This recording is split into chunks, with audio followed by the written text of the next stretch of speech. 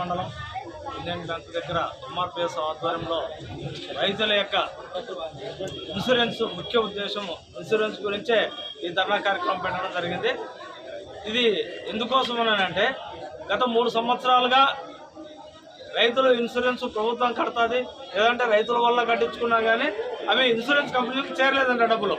మొన్ననే రీసెంట్గా పార్లమెంటులో కేంద్ర వ్యవసాయ శాఖ మంత్రి గారు పార్లమెంటులోనే చెప్పినారు, గత 3 సంవత్సరాల నుండి రైతులు కట్టిన డబ్బులు ఏ ఇన్సూరెన్స్ కంపెనీకు కట్టలేదు కాబట్టి రైతులకు మేము న్యాయం చేయలేము అని ఆయన చేతులు ఎత్తేసినాడు.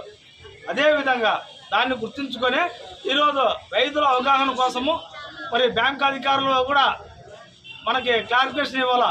మనం రైతులంతా ఇప్పుడు ఇన్సూరెన్స్ కడతాడారు, ఒక పంటకు ఒక రేటు ప్రకారంగా కడతాడారు.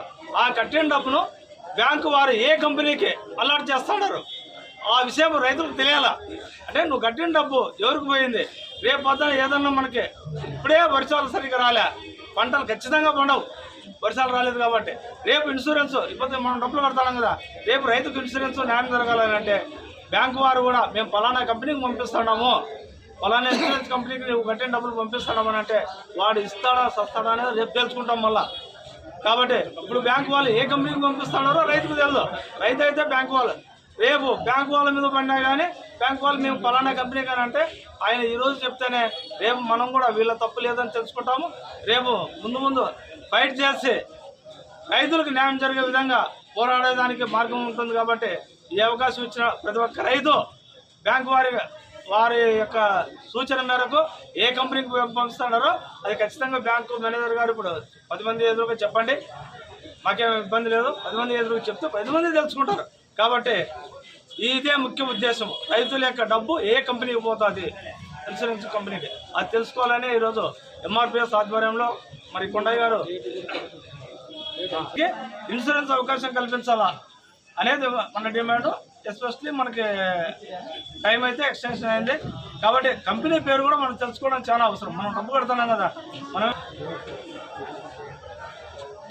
తాడపత్రి నియోజకవర్గంలోనే కాకుండా ఈ ఆంధ్రప్రదేశ్ తెలంగాణలో కూడా మాదిగ రిజర్వేషన్ పోరాట సమితి మహాజన సోషలిస్ట్ పార్టీ ఆధ్వర్యంలో ఎస్సీ ఎస్టీ బీసీ మైనార్టీలందరినీ కలుపుకొని రైతులందరినీ కూడా కలుపుకొని రైతులకు సమస్యల పైన కూడా పోరాటం చేయండి మాన్యశ్రీ పద్మశ్రీ మందాకృష్ణ మాదిగన్న గారు ఆదేశించడం జరిగింది.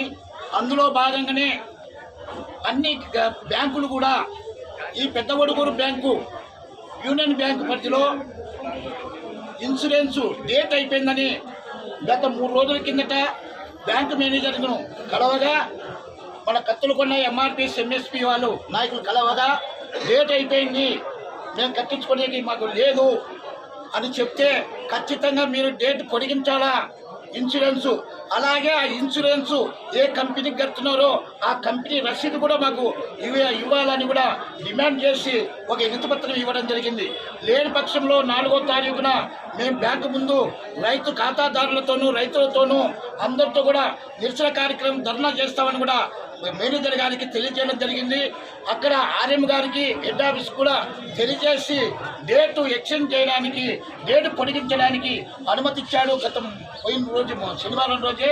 అయినా కూడా ఖాతాదారులకు ఈ రైతులకందరూ కూడా ఇన్సూరెన్స్ ఏ పంటకు ఎంత కడుతున్నారు, అది ఎవరి డబ్బు ఏ దాంట్లో పడుతుంది, మా ఖాతాలో డబ్బు దాదాపు 1000 రూపాయల చిల్లర మేము కడుతున్నాం, ఎవరికి పోతుందని మాకు ఖచ్చితంగా తెలియజేయాలా రైతులకు. ఆ ఖచ్చితంగా మీకు తెలియజేస్తేనే మాకు అని చెప్పగా ఇప్పుడు సార్ కూడా మాకు తెలియజేస్తాడు. ఖచ్చితంగా రైతులు చాలా మోసపోతున్నారు. దళారీ వ్యవస్థ ఖచ్చితంగా బయటే ఉంది. ఇది యూనియన్ బ్యాంకులో పరిధిలోనే కాదు, అన్ని బ్యాంకుల్లో కూడా రైతులు చాలా మోసపోతున్నారు. కాబట్టి మీరందరూ కూడా మేలుకొని మనం ఖచ్చితంగా ప్రశ్నించడం కూడా మనం అడగాల. అయ్యా ఏదానికి కడుతున్నాం, మనం ఇన్సూరెన్స్ డబ్బు ఎంత కడుతున్నారు, ఎంత వడ్డీ పడుతుందని కూడా అడగాల. మీరందరూ కూడా ఖచ్చితంగా బ్యాంక్ మేనేజర్ గారు ఖచ్చితంగా రైతులకు ఏ పంట కందికెంత, శనక్కాయకెంత, పత్తికెంత, ఏ దానికి కడుతున్నారని కూడా ఖచ్చితంగా రిసిప్ట్తో చేసేసి మాకు రసీదు ఇవ్వాలని కూడా మేము డిమాండ్ చేస్తున్నాం. అలాగే కేంద్ర రాష్ట్ర ప్రభుత్వాలు పథకాలు సబ్సిడీలు రైతులు కూడా పాడి పెట్టుకోవడానికి గొర్రెలు ఇలా వివిధ పథకాలు కూడా కేంద్ర ప్రభుత్వం పిఎంఈజీ కింద కూడా కొన్ని పథకాలు ఇచ్చింది. రాష్ట్ర ప్రభుత్వం కూడా వెహికల్ కూడా ఇచ్చింది. అవన్నీ కూడా ఖచ్చితంగా రైతులకైతేనే నిరుద్యోగులకైతేనే వాళ్ళందరూ కూడా కేంద్ర రాష్ట్ర ప్రభుత్వాల్లో మాకు ఖచ్చితంగా వాటా ఇవ్వాలని కూడా మీ అందరికీ కూడా తెలియజేస్తున్నాం. ఖచ్చితంగా రైతులకు ఖచ్చితంగా ముందు వరుసలో రైతులకు రుణాలు ఇచ్చి వాళ్ళకి ఇన్సూరెన్స్ వచ్చే విధంగా మీరు చేయాలని కూడా బ్యాంకు మేనేజర్ గారిని మేము డిమాండ్ చేస్తున్నాం. ఒకటే విషయం, మా విన్నపం, బ్యాంకు మేనేజర్ పెట్టేసాట ఉన్నాడు కాబట్టి మేము అతనితో నిరసన కార్యక్రమం తెలియజేస్తున్నాం. బ్యాంకు మేనేజర్ కూడా మాకే శత్రువు కాదు, రైతులందరూ కూడా సేవ చేయడానికి కూడా బ్యాంకు మేనేజర్ ఉన్నాడు కాబట్టి ఖచ్చితంగా రైతులకు ఇచ్చే మర్యాద వాళ్ళకి ఇవ్వాలని కూడా ఖచ్చితంగా మేము బ్యాంకు మేనేజర్ను మేము డిమాండ్ చేస్తున్నాం. ఈరోజు బాగా గుర్తుపెట్టుకోండి, ఎంఆర్పిఎస్ అంటే ఓన్లీ మాదిగలకు సంబంధించిన పార్టీ కాదు. ఇది మహాజన సోషలిస్ట్ పార్టీ. నిరుద్యోగులైన కమ్మ వాళ్ళు, పేదరికంలో ఉన్న వాళ్ళందరి కోసం కూడా, రోడ్లలో కూడా పేదల వాళ్ళ కోసం కూడా మందాకృష్ణ మాదిగన్న గారు ఖచ్చితంగా పోరాటం చేస్తున్నాడు. ఈ రోజు కూడా చేస్తున్నాడు. ఖచ్చితంగా గుండె జబ్బుల పిల్లలకు ఆరోగ్యశ్రీ కార్డు ప్రతి ఒక్క ఇళ్ళలో ఉందంటే మందాకృష్ణ మాదిగ పోరాటం చేసిందేనే ఈరోజు అందరికీ ఆరోగ్యశ్రీ వచ్చింది. అలా వికలాంగుల కోసం, అలాగే ఇట్లా ఎన్నో పథకాలు కూడా ఎంఆర్పిఎస్ ఉద్యోగం చేస్తుంది. కాబట్టి రైతుల కోసం కూడా ఖచ్చితంగా మేము పోరాటం చేస్తామని కూడా మాన్యశ్రీ మందాకృష్ణ గారు ఖచ్చితంగా ముందుండి పోరాటం చేస్తారని కూడా మీ అందరికీ తెలియజేస్తూ అవకాశం ఇచ్చిన పెద్దలందరూ కూడా ప్రత్యేక ధన్యవాదాలు తెలియజేస్తూ జై మాదిగ, జై మందాకృష్ణ.